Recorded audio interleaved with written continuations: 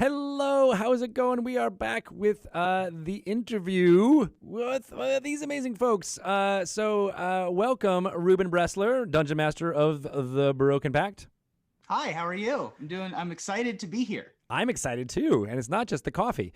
We have Jordan Pridgeon. Hello. I'm also excited. There is coffee involved. It helps. So Excellent. And Ashlyn Rose. Hello. Hello. I've also had coffee and it is kicking in right now. Oh, it Great. is. It is Coffee. pumping. Great. Awesome. So yeah, you guys have been playing together Dungeons and Dragons set in the world of Ravnica for the Broken Pact. How's that been going? Yeah, we're coming up on our season 2 finale this coming Monday. so like at 20th episode. 20th now? episode. Wow. So we've been playing for what is that, 60 hours? Something like which that. is Wow. which is a lot of That's hours crazy. of Dungeons and Dragons to play together. And it's been really exciting. This is for me, even as relatively seasoned dungeon master, this is some of the most I've played with one play group in a long time. And so I've been having just a blast doing it. Nice. And that is true. Yeah. Even if people have experience playing Dungeons and Dragons, you don't always have, the amount of hours that you guys have put into this, especially in such a short, 6-month period here. Yeah. It can be so hard to, get a group together and do stuff. But when you got a studio that makes you do it, Yeah.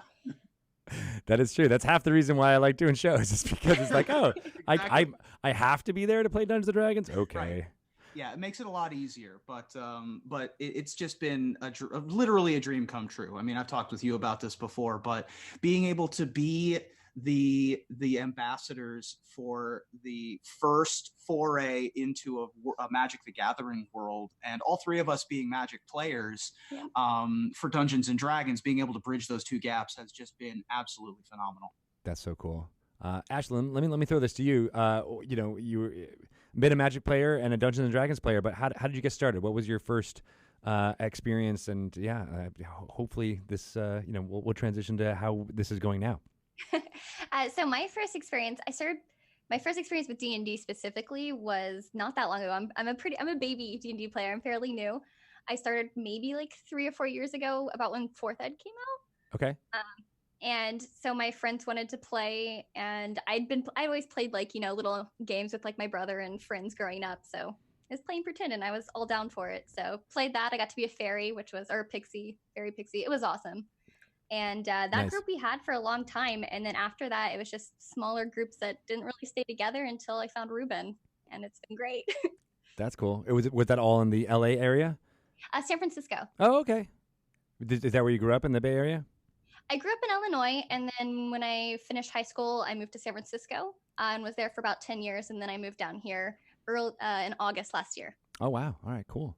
And what was it about? You said playing pretend when you were a kid. It kind of feels like that when you get into, playing it. It's just like a little bit more structure.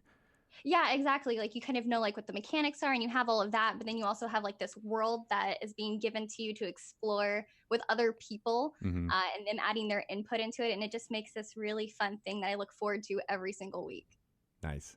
What was it about the pixie character that spoke to you? I just being able to fly. I was like, oh, I could fly. So. Yeah. That's awesome. That reminds me of Erica Fermina from Girls Guts Glory, playing Lala Lemon Boots, and that was a big inspiration for her as well. Just be like, I just want to fly. Yeah. Having a Look fly at speed. Tutoru. Yeah, exactly. Yeah, Tutoru can glide at least. That's good stuff. Who knew a Loxodon could fly? Anything is possible in Ravnica. We That's made true. a lot of Dumbo jokes when it was revealed. Yes. Tim Burton. What about you, Jordan? When did you start getting into this fantasy role-playing fun stuff? I started playing Dungeons and Dragons specifically in middle school, and I remember the first time this is weird, but the first time I ever heard about it is we were reading a book in my English class, and it was called Night of the Twisters or something like that. And there was just a moment where they were in a basement in the book, and it was our gym coach ran us through a small session of Dungeons and Dragons. And I was like, what is that? And the teacher was like, oh, Dungeons and Dragons is fun. And we found out that one of my friends in the class his brother had just left for college and left all his Dungeons and Dragons books. So Perfect. I went over to his house and we picked up these old beat up second edition AD&D books, and nobody read them, but we like kind of pretended like my friend who was our dungeon master at the time pretended like he knew all the rules, and we rolled dice and That's what I do too. That's what every dungeon master does. We just don't tell anyone. THAC0 was a lot to process when you were like a middle schooler teaching yourself to do this stuff. But I've played pretty much since then, and I loved it. Like for a long time, I kind of had to like hide it a little bit because most of what my parents knew about Dungeons and Dragons was from secondarily hearing about the like satanic panic days of stuff. Right. But they came around, and it's just been one of my favorite hobbies, and I've done as much of it as I can ever since. How did you get them to come around? You know, they were never like the like deeply religious sort that you hear about this sort of thing. It's just something they heard in the media. Okay, the actual thing that I think changed their mind on it is that I started meeting women in school through Dungeons and Dragons, which I know is not like the usual way to say stuff, but to meet people. But somehow someone heard that I played Dungeons and Dragons, and a couple of girls I sort of knew came and were like, "We heard you play Dungeons and Dragons," and I was like, "Who told you that?"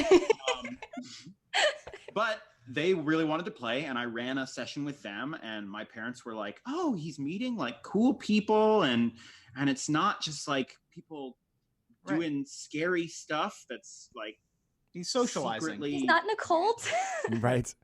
Yeah, and they were like, "Oh, it's regular people. They seem fun. They, have chips in the basement and laugh about things." And they turned around on it, and now it's something I do like 3 times a week. Nice. In some Yeah. form or another. I love you breaking stereotypes even back in I assume it was the 90s, right? Yeah. Mm-hmm. 90s and early 2000s and stuff. Yeah. That's great. That's great. Yeah, I mean, I think that's it's such a contrast to now when I meet parents and they're like, "Wait, so my kids can be talking to each other and, reading and doing arithmetic and pretending and working together." It's like, wow, this is like Sold. a problem-solving simulator. Yeah. This is cool. Right. Yeah. So all of you are Magic players as well. And as me, I started playing. Gosh, back when the first cards came out, I had it was I think it was my sister's boyfriend at the time, who was also a manager at McDonald's. Said, "You should get these cards. They're going to be worth something one day." And that was 100% correct. It was 100% correct. Sadly, I sold those cards probably way too early. But yeah, I got into it, and from there, and I always was, because I was a fan of all things D&D and fantasy storytelling. I always just loved that there was like this hint of this lore that was going on behind the mechanical stuff. And so was that true for you guys as well? 100%. Definitely. And I think still true to this day. I still am inspired by Magic cards, art, and flavor in telling the story that we tell every week. Yeah. And I think when I got started, which was with Duels of the Planeswalkers in 2009, it was kind of connected. It wasn't like the full lore story, but you were like following the story and like defeating the different Planeswalkers or working with them. And like that really got me into the whole world of Magic. And that's what I really loved about it, and still do. I love the lore.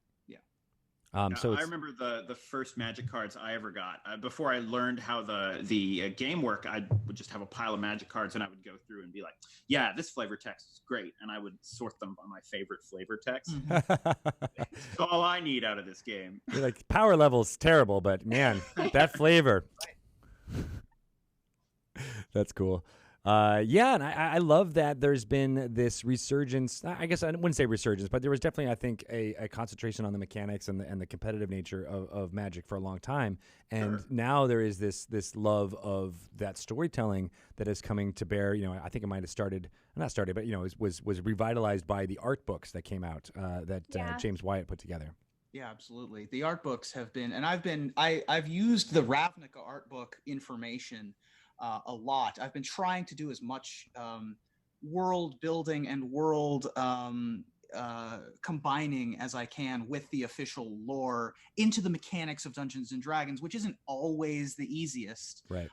But for example, 2 weeks ago, the party had to run away Indiana Jones style from a large ball of fat and dung that was being pushed by a large dung beetle, which is canonically in the Ravnica art book. They're called Fatbergs. And they're just these big, amalgamations of like Sargasso seas, except for it's all of the garbage of the planet comes together. And being able to tie in stuff like that from the official lore is super fun for me. I love Magic the Katamari Damacy. That's right. Yes. Nice. So yeah, let's talk a little bit about your characters. We already mentioned, our Loxodon. What is special about Tuturu? Is that how you pronounce it? Tuturu, yes. Tuturu! Yes, I love the singing. That is the best. With the nose, with the snout, of course. Tuturu is she's a Loxodon cleric / Simic hybrid, which we just found out. Ooh. Yes, we gave her manta ray ears as a special little homebrew, which was great. So she is Dumbo. And she's part of the Silesian Conclave. So she has a more innocent look on life because she's kind of grew up around this whole wholesome place that supports like unity and friendship and togetherness unless you cross them. And then it's just not good. Mm-mm.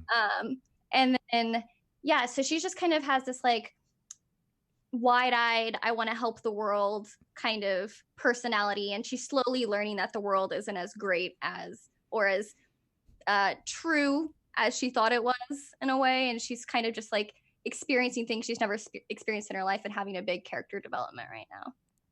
That's super cool. Yeah, I love, maybe not love, but I the arc of having rose-colored glasses and then creeping cynicism is always entertaining to me. Yeah. And the whole show basically started with her mentor dying. Yes. So The Dryad. Yeah. Yes. Yeah, I told he introduced me to the Dryad and then he took that knife and just right off the bat, done. Yeah. Like, great. There's no build up. We're gonna scene 1, act 1. I kind of murdered Tuturu's father figure to start the whole story. Not a very nice move, but that's Hey, that's where televised Dungeons and Dragons. that's the best like, drama. welcome to D&D. Yeah. Jump off the cliff. See if you can fly. Yeah. You didn't have wings then. though. and Yeah. Not that they knew of. Yeah. All right. And Jordan, let's talk about your character. So my character is Astaroth. He's a Minotaur fighter, and he's part of the Boros Legion. And for me, it's like, I normally like make characters who are very like talky and clever is like what I like to play. And I was sort of like, for this, I'm going to make someone who has a kind of simple view on life.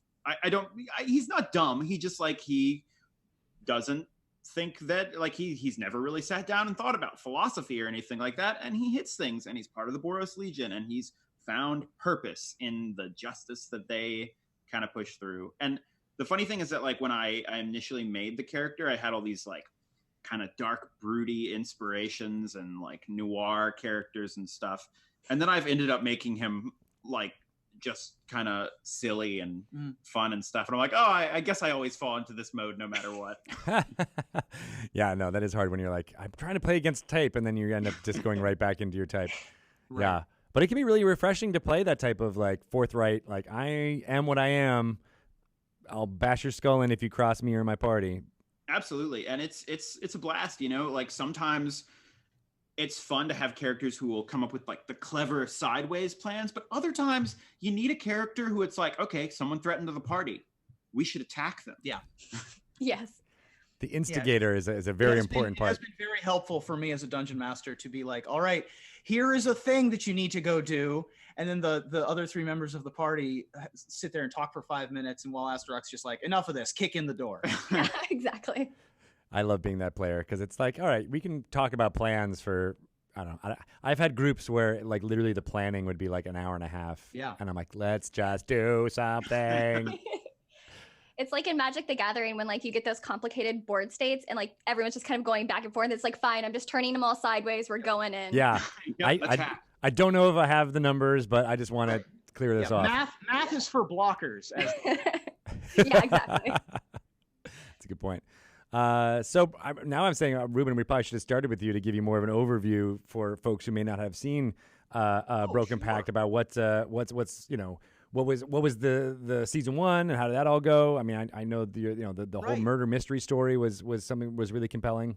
Absolutely. So just a very Cliff's Notes backstory on me. I was very lucky in that my parents played D&D before they even started dating.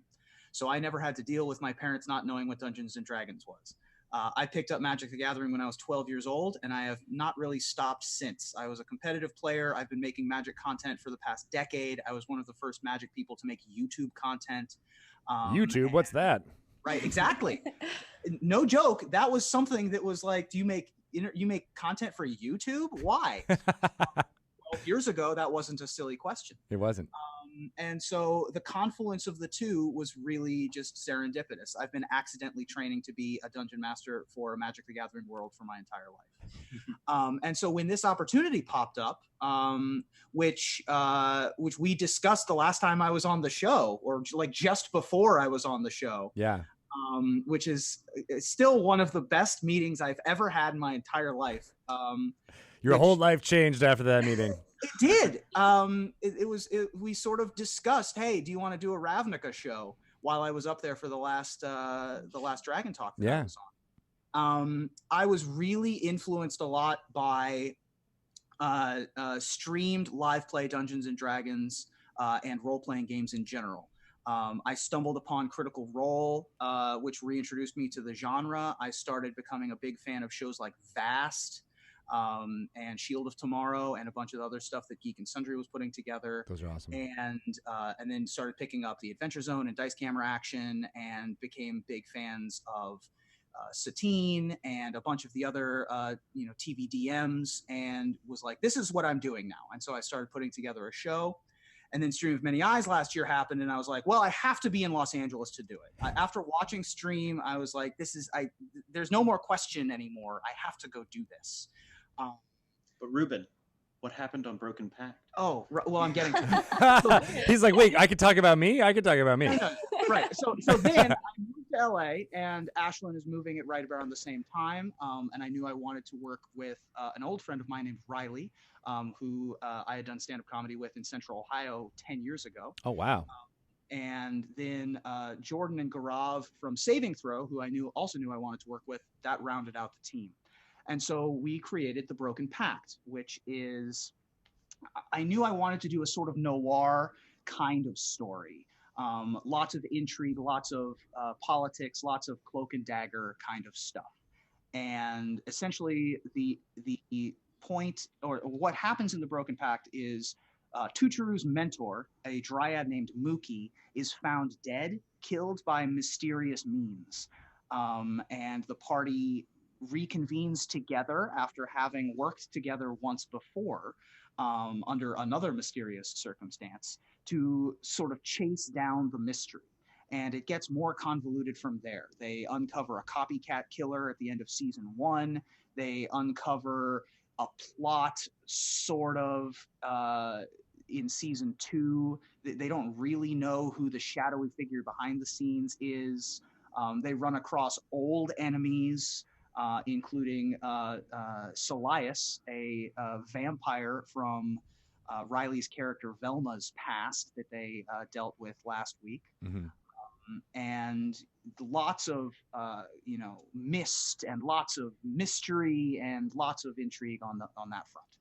Also, lots of characters from actual Magic, yes. Ravnica, which has been awesome. Yeah, I've been trying my best. I was recommended to me to actually write an article on how to play canon characters in your D&D, because I've had something like 24 actual characters from Magic in the game. They've run into Vraska, who's the guild leader of the Golgari. Nice. Last week they ran into Lavinia and Etrata, who are 2 high-power guild members. They've just run into famous characters all over the place. So it is really fun to get to play with that lore as well. Have they met Ral yet? Is it? No, I love Ral though. They've not met Ral. Oh, all right. Well, I have the hair, I've been told, to be able to guest as Ral if you need you it. could pull off Ral. Yeah, you could do a good Ral cosplay. We got the D&D or the Magic team had those posters that were made for a lot of the guild members, and my girls went to an event and they had those handed to them. So there was Ral was one, and I forget who the name of the character is from the Selesnya, but it's a blonde. Amara? Amara. Yes, it was Amara. Yes, because I have that card as well. And so my daughters put those up in their rooms, and they will consistently say like, "Oh, that's you, Daddy," and then that's Mommy. that's the two of them. I'm like, that's great. That's pretty cool. That's a pretty high power level. We're a power couple now. That's true. Yeah. Now you know what you're doing for Halloween. Oh, dang! That is a good idea. Yeah. Imara has shown up in our game a couple of times as well. I give her a bit of a Southern Belle kind of accent. It just sort of fits for me. I like putting little twists on characters that people might not necessarily immediately have thought of. My Rakdos the Demon has a big Texan accent. And so that's always fun for me to do. That's awesome. Yes, I've been seeing the clips from D&D Rewind, and what was the one? The dog will hunt quote. Oh, Spedabit the demon. Yes. Yeah, I had a hillbilly local yokel devil that they ran into who just sort of talked like this. I was pretty sure we were going to get like Deliverance in some absolutely. Yes, exactly. Squeal like a pig. Or a war pig, as I was listening to your most recent Magic Mike's podcast, and I'm like, oh gosh, I need that card. Yeah. The Ilharg the War Boar. This whole season, by the way, of War for the Spark, for those of you who aren't Magic fans, there is a preview season of cards that are coming out in the next set. And War for the Spark is sort of like the Avengers Endgame for Magic. It's like all of these storylines confluence coming together. Mm-hmm. And so it is wild and it's all happening on the world of Ravnica. Yeah. And so I've been trying to be a little bit like Agents of S.H.I.E.L.D. to the Magic Cinematic Universe. Oh, all right. I like that. But it's like super hard. Yeah, when the apocalypse basically starts happening, it's like, we might not be able to fit this into our D&D game. Right. It's been a little tough. The snap will happen and all of you will die. Oh no. I said the snap will happen and you all die. Exactly. Yeah. That's really fascinating. And I think that's, I would love to see that article, or at least maybe having even talk through a little bit about what it's like to play as characters, and maybe to throw it back to some of the cast members too, so that, what it's like to have characters interact with larger than life, things that you've seen in cards, things and other things, and make sure that it doesn't feel too starstrucky while also feeling like it's having the reverence that it should have.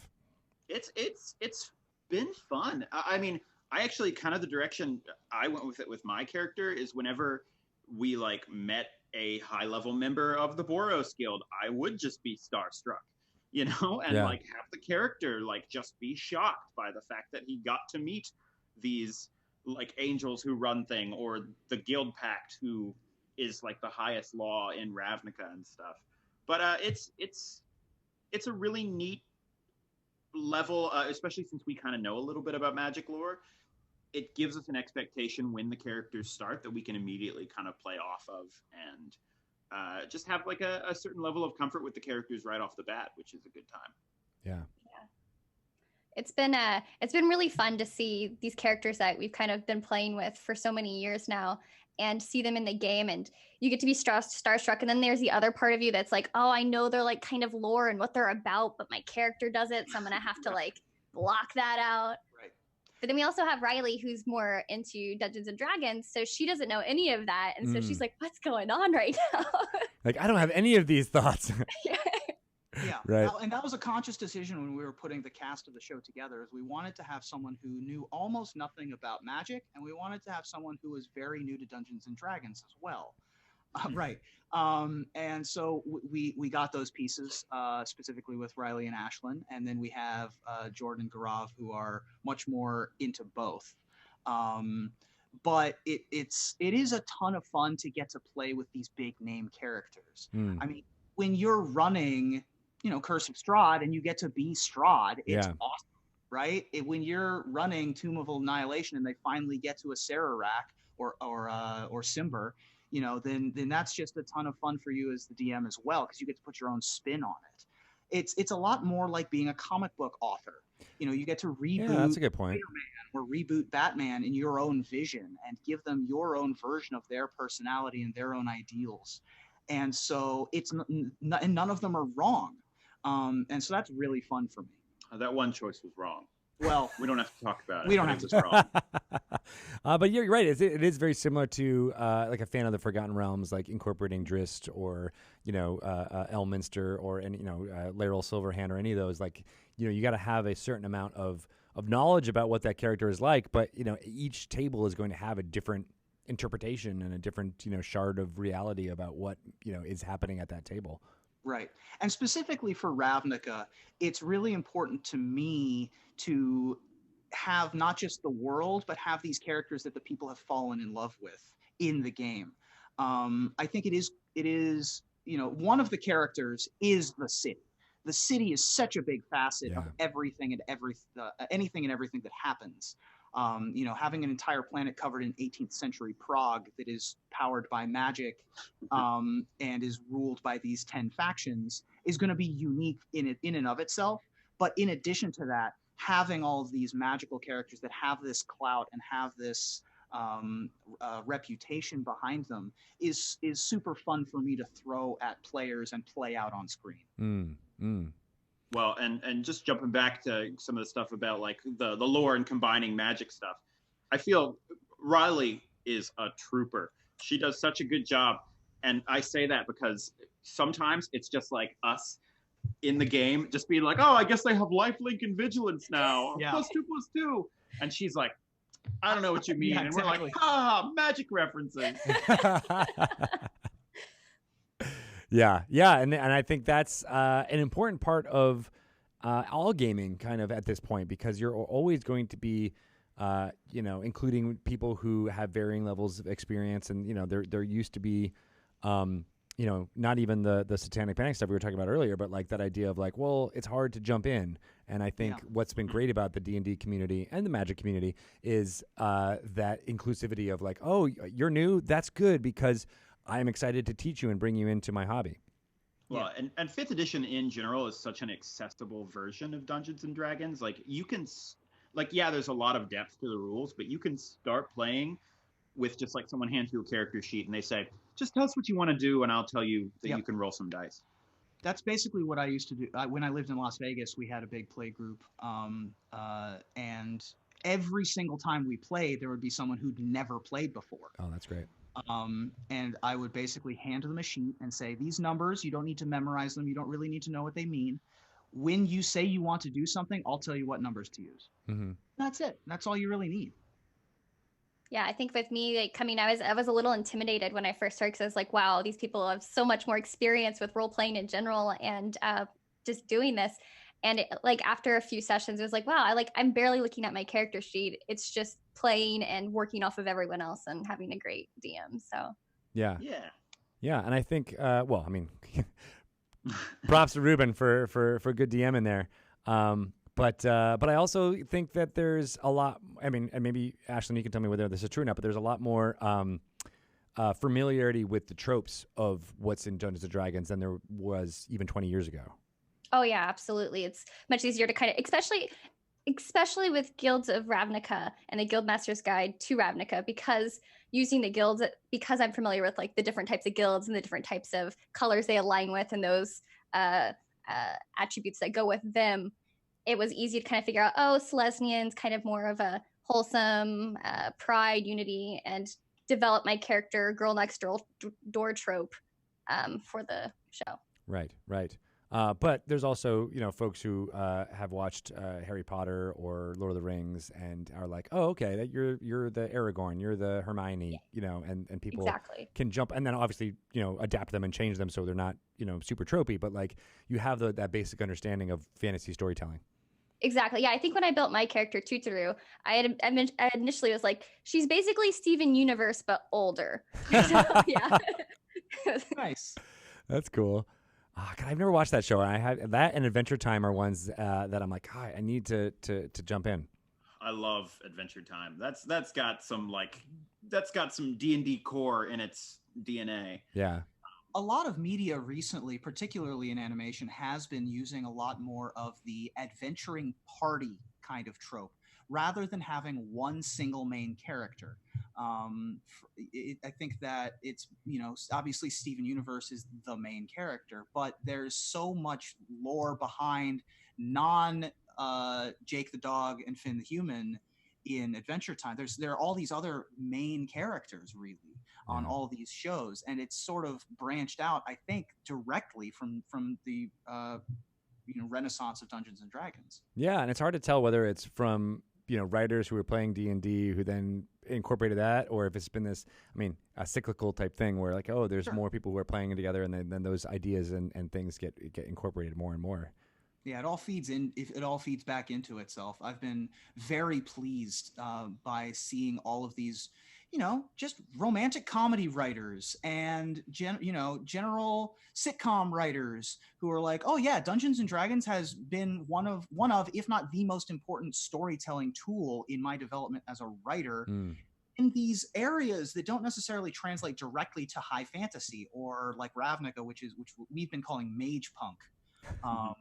Which they don't directly translate, but telling stories around the campfire used to be the big thing, and it sort of fell away for a while.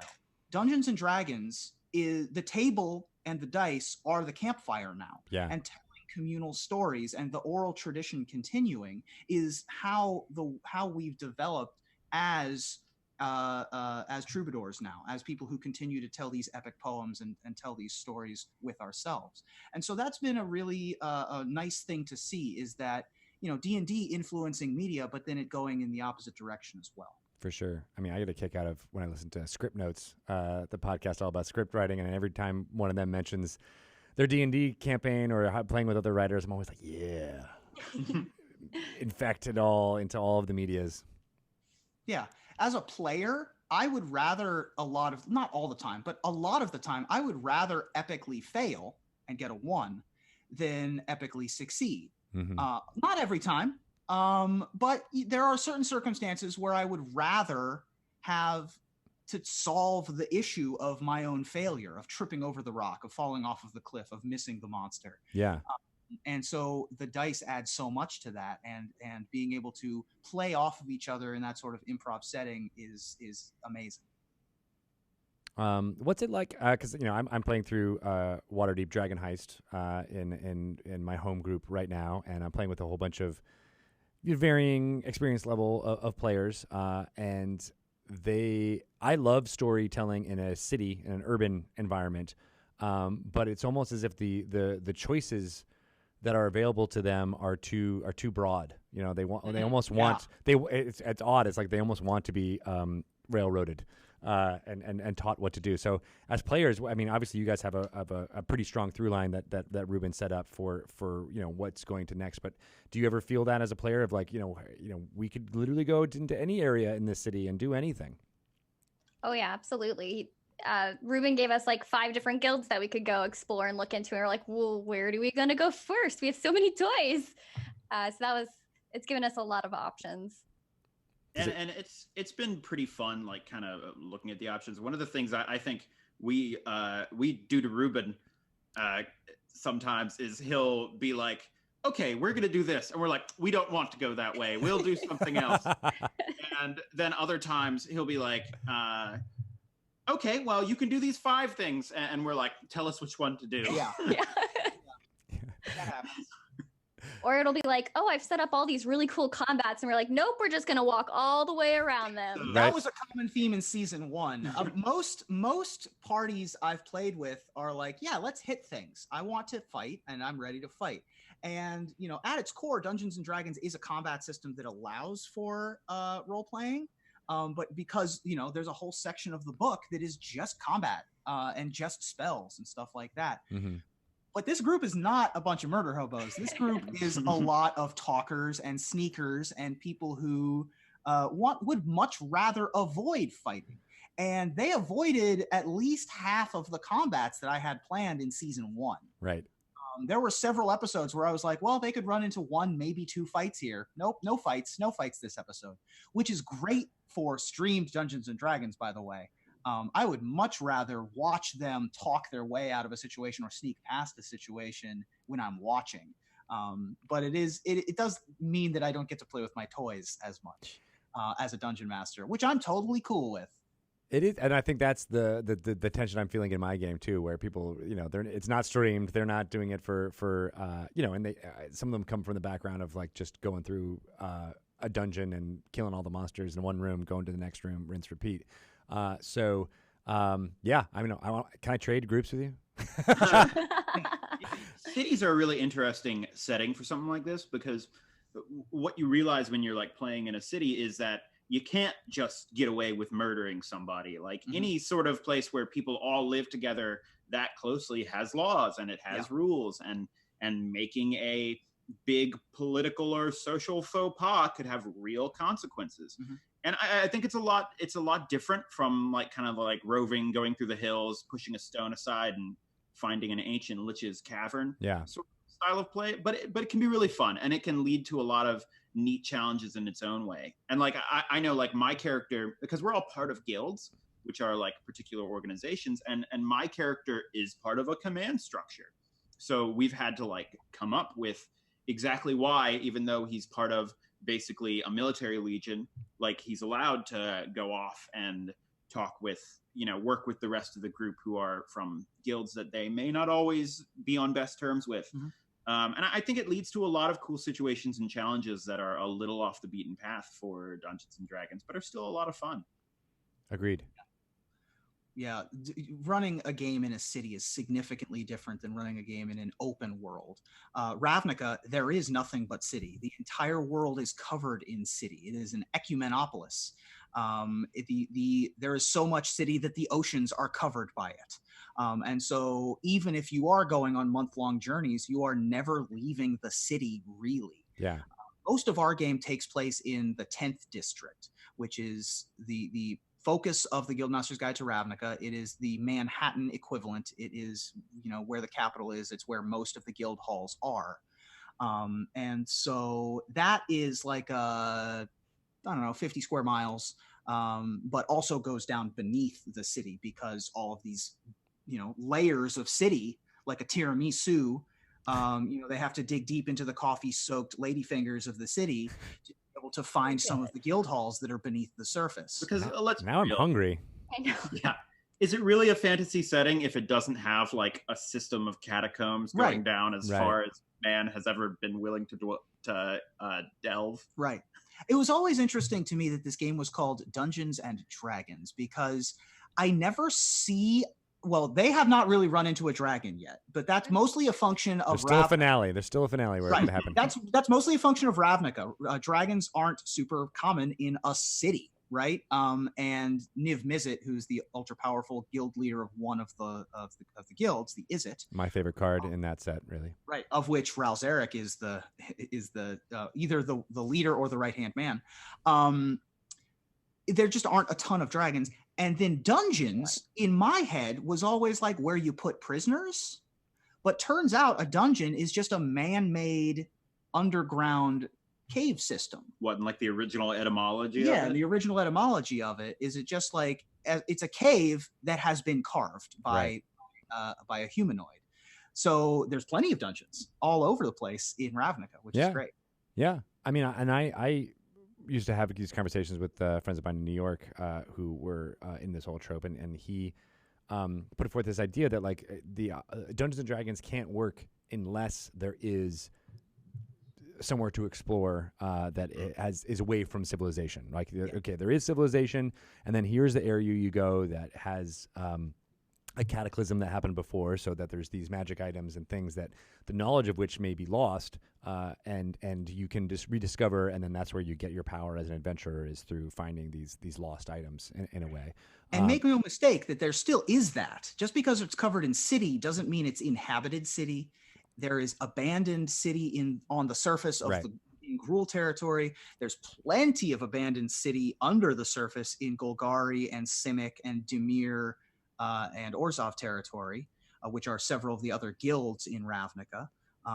And so there's plenty of exploring and empty space. Yeah, yeah, that's true, and it's true in Waterdeep as well, with the Undermountain being a prominent feature below the city with which to adventure. But we've been mentioning the guilds a bunch, and when you guys were creating characters, what was it about creating a Selesnyan that you wanted to embody? I think because I was newer to everything, I wanted to go with something that felt more comfortable for me, and playing like more, not goody two shoe, but like, the life is wonderful and great and everything is great felt like an easier thing to go into and then branch out from there. And if my character changes, that's great.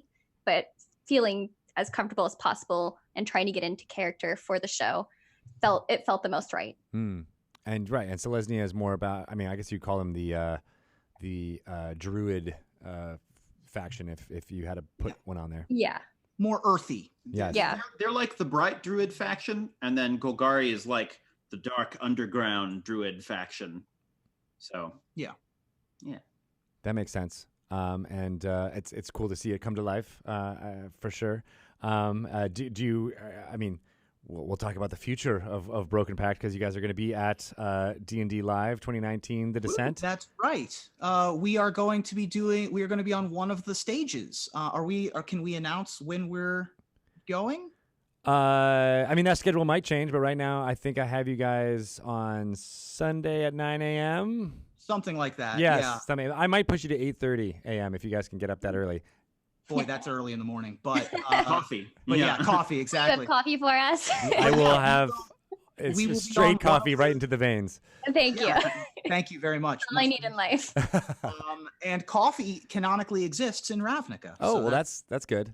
We will be performing as our characters and with me as your guild master on one of the stages, and I'm going to be there geeking out all weekend, watching other streams of all these other wonderful folks, getting signatures in probably in my Dungeon Master's Guide, maybe in my Player's Handbook, from all the people who are part of this wonderful community. I'm just very excited to see all that happen. Me too. I'm excited you guys are going to be there. Yeah. I got to put together a lower half for my costume. That's right. We're like sitting at a table, and I've got like these, if you haven't seen it, I have like Minotaur horns and a Boros shirt, and Ashlyn has a full, very well done costume because she's actually a cosplayer and very good at it. But I just wear jeans under it because no one ever sees my pants. So I'm like, well, if I'm gonna be walking around in a costume, I guess I gotta like actually get it finished. Right. Yeah. You'll be sitting at a table for the stream anyway, so But if we're going to be walking around with other costumed folks and playing in adventurers leagues and stuff like that. That's true. Because there was going to be play. That's one of the fun things that I thought was missing from the Stream of Many Eyes, was the idea of actually playing Dungeons and Dragons while fans were there. So the idea of being able to introduce a storyline and let people play in it the next day is super exciting. So hopefully you guys will be able to do that too. Yeah.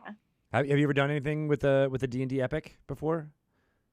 I've done Adventurers League stuff, but I've never done anything like this, which is taking part.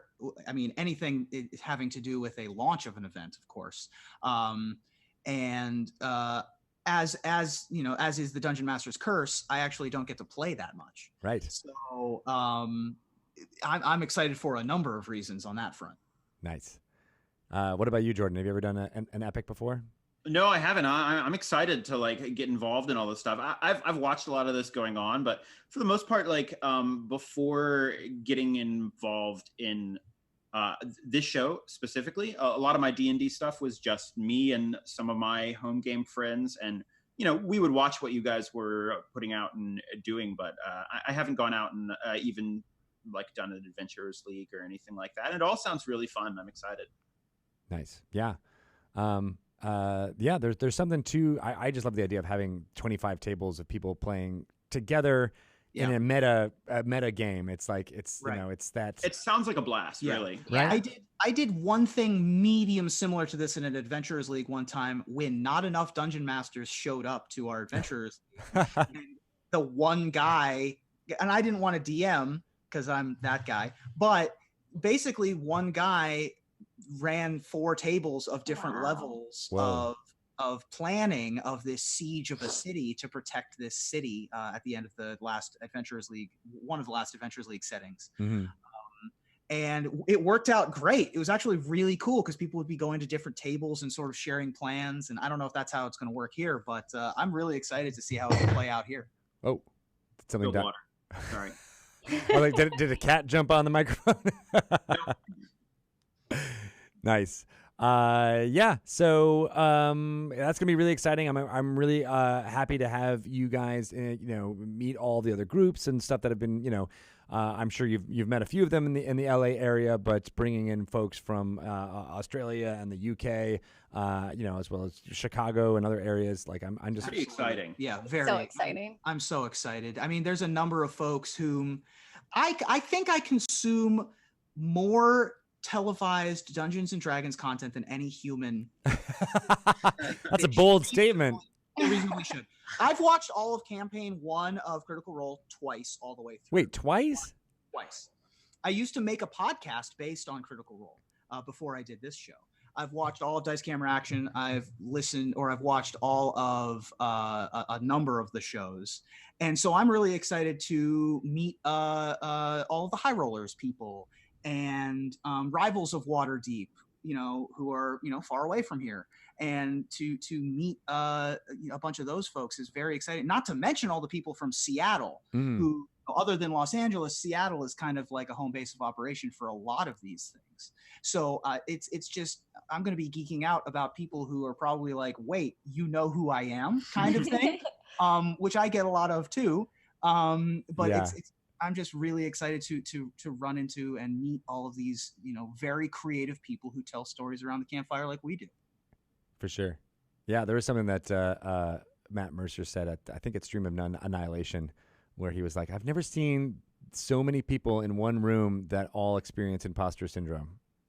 Oh, yeah. Oh, man, that hits hard. Yeah.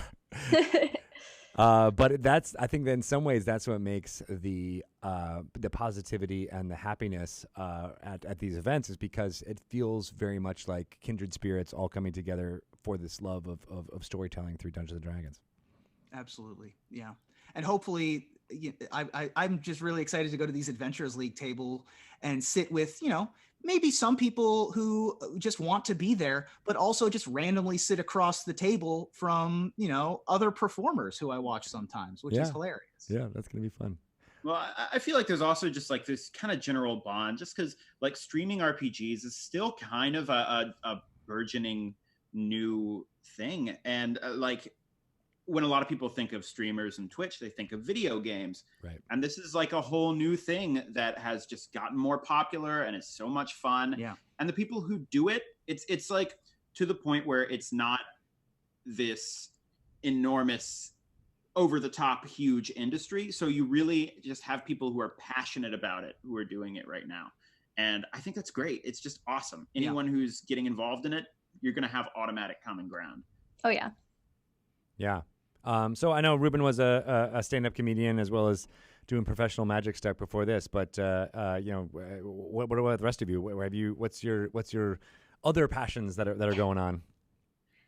I'm currently, I was working in gaming before I moved to LA, and I decided to take a step away from that. I had been doing gaming for about, I want to say 4 years, and cosplaying for about 4 or 5 years now.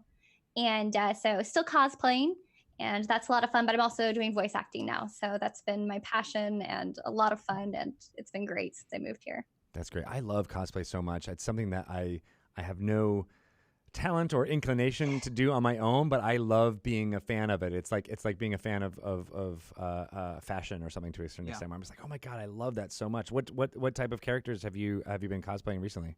A lot of magic characters. Nissa is probably one of my favorite ones. I have her most recent costume, and then another character, Admiral Beckett Brass, who's from Ixalan. She has a giant blue pirate hat, which is great to wear around. That's the first thing I saw. Ashlyn, she was on game nights, which is at the studio she's at now, and she cosplayed as Admiral Beckett Brass when the set it was Ixalan, right? Yeah, it was Ixalan. Yeah. Was coming out and played that, and I was like, she's pretty good at this. Yeah. Nice. Do you make all this stuff as well? I do. Actually, for that one, I had to make that costume in 7 days, which was insane. What? I spent like that night like hammering the little eyelets into the cape. It was like an hour before the shoot. Is like, no, I'm gonna get it done. They're like, they're not gonna see the back of the cape. And I'm like, no, I'll know. I feel like that's a common occurrence amongst cosplayers. Yes. That's what I hear. No that one a will lot. see it but you. Yeah, but it means something. It means that you can't really have the swagger unless you know that it is what your vision was. Exactly. Ashlyn is also, she's just like very good at like actually putting this stuff together. Like when we put together our little costumes for our show, because part of like what Saving Throw likes to do is have a very visual element to the shows that we produce and stuff. And I had like my Minotaur helmet, and I mentioned that I was like, oh yeah, and actually one of the horns is missing, but like the tips of the horns is missing. I didn't know how to do that. And Ashlyn just between seasons is like, oh, can I borrow your helmet? And for reasons. Back, she made a like cap for the horn with like little rivets around the outside, and I was like, this is so good. Yeah. That is a very special skill, and I'm excited for you to come in costume for D&D Live. There's always been a big part of these events is to make it feel like it's a celebration of all the creative endeavors that are related to Dungeons and Dragons, and so we were bringing in a group called Sunweaver Creative to hire professional cosplay performers who will be in costume, but then also improvising with some of the attendees and giving little bits of story and stuff. So I'm excited for that, the whole event to have that feel of like you're walking into the world that we're introducing. Right. Oh, that's amazing. I'm so excited to see all of that. Yeah. So, gosh, yeah, me too. I hope it all works. It's like walking into like Universal or something, and you're like, you see like the Diagon Alley or something. You're like, whoa, I'm actually here. And it's just feeling. Yeah. I mean, and I said it in the intro, but I had that moment in for Stream of Many Eyes when I saw Waterdeep and I saw all of the cosplayers that we had there, doing fights and stuff. And I we didn't get to show off as much of that on the stream itself. It was really only if you were there in person that you got to see some of the fight choreography.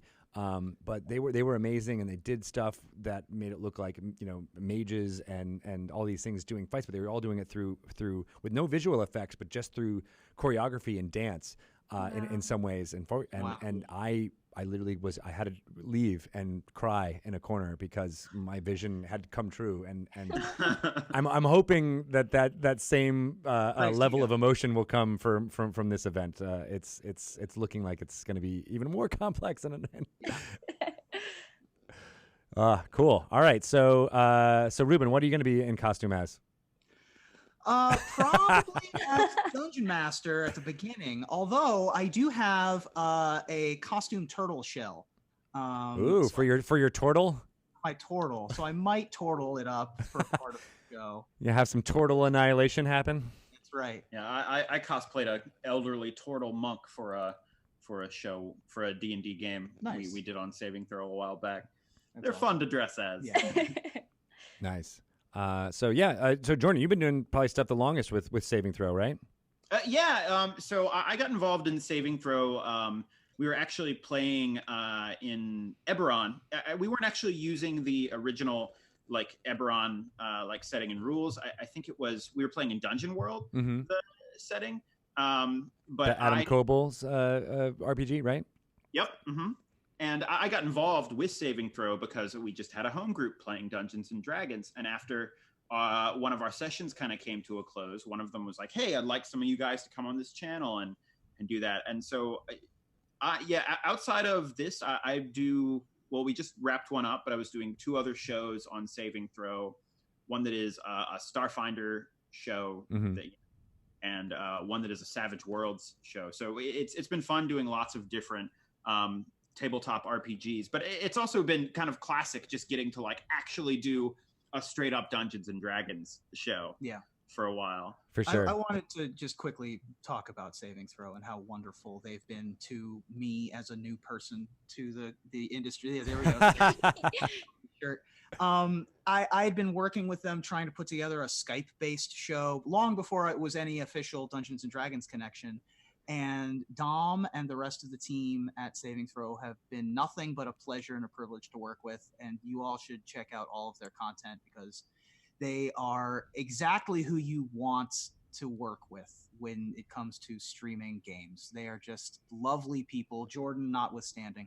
But I'm the exception that proves the rule. Exactly, yeah. I mean, he looks pretty lovely. I mean, he's all right. He's got fine. the green shirt. You know, it means it's happy and positive. He puts on a good public face. When you get to know me, darker. Yeah. Behind the Don't play scenes. Commander with him. Oh, Yeah. I'm just kidding.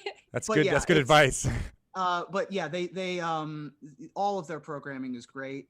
Recently, Sam DeLev ran a one-shot adventure of a system and raised a bunch of money for what was the? It was the Trevor Project. Trevor Project, and they raised like $6,000 for charity for the Trevor Project, and they do a bunch of programs like that, and they're just spectacular to work with. That's amazing. I've always been a big fans of their work, wanting to find a way to work together with them, and I'm glad it came together for Broken Pact. And I'm excited to have them have a bit of a talk show going on at D&D Live as well. So that's gonna be really exciting, and I can't wait to hear their thoughts about what this fun new adventure is that we'll be announcing on May 17th. Good stuff. All right. Well, I'm excited for all of the things, and I want to see the finale. So when is the finale? It's this Monday, right? Yeah, the finale is this coming Monday. The season finale of Ravnica: The Broken Pact, the Guildmaster's Guide to Ravnica show here on twitch.tv/DND, is Monday at 8 p.m. Pacific, 11 p.m. Eastern. It is probably going to be a little longer than our 3 hours, depending on how fast our players get through all of the things we need to get through. It's like you to got wrap to up finish the when you got to season. finish. You got to finish when you got to finish. We got a few things to wrap up this season. Sorry, East Coast folks. That's gonna go to like 4 a.m. Or Yeah. check it out on. It'll be worth it. The D&D, it does come on the D&D YouTube. It does indeed. And I haven't announced this anywhere, but the episode is going to be named Common Bond. Ooh, And so that is episode 20. Common Bond is going to be airing on Monday. So is that a magic card? It is. All the episode titles. That's what I was just gonna say. They all are, right? all the episode titles have been Ravnica cards. Nice. Keeping the theme. And I name a bunch of my stores and locations after Magic cards, and I use a bunch of the flavor text from Magic cards. Love it. I do a bunch of that kind of stuff too. So Cool. So for folks who are listening to this podcast-wise, this premiere would have already, or the finale would have already happened. But again, you can watch it on video demand on twitch.tv/DND as well as /Saving Throw. Saving Throw show. Yep. On Twitch. And so when is this is one thing that I happen to notice because I just was downloading the podcast version of this. When is season 2 going to drop on that?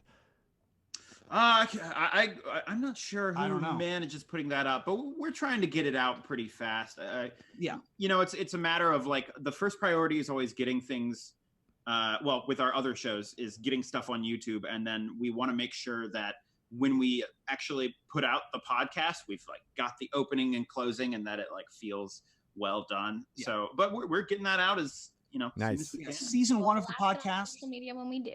Yep. Yeah. That's right. absolutely. Yeah. So yeah, where why don't you go just throw out where you guys can find out information about Broken Pact as well as yourself individually on the social meds.